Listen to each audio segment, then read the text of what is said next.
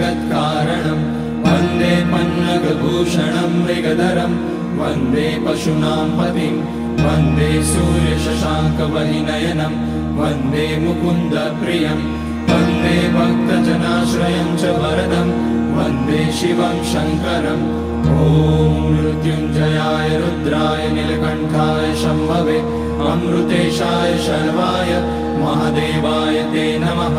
नमस्तेस्तु भगवन् विश्वेश्वराय महादेवाय त्र्यम्बकाय त्रिपुरान्तकाय त्रिकाग्निकालाय कालाग्निरुद्राय नीलकण्ठाय मृत्युञ्जयाय सर्वेश्वराय सदाशिवाय श्रीमान् महादेवाय नमः।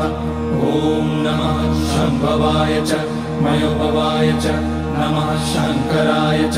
मयस्कराय च नमः शिवाय च शिवतराय च ॐ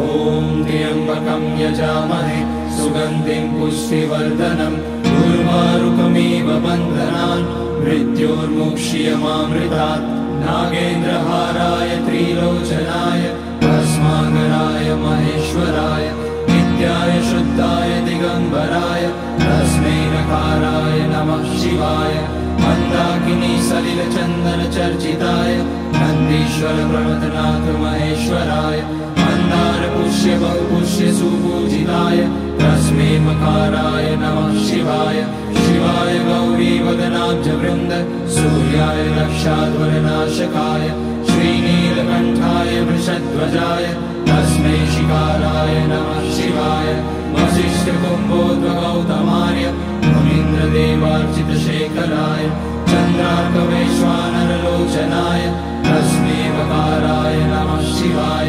यज्ञस्वरूपाय जटाधराय पिनाकहस्ताय सनातनाय दिव्याय देवाय दिगम्बराय तस्मै यकाराय नमः शिवाय पञ्चाक्षरमिदं पुण्यं यः पठेत शिवसन्निधौ शिवलोकमवाप्नोति शिवेन सह मोदते।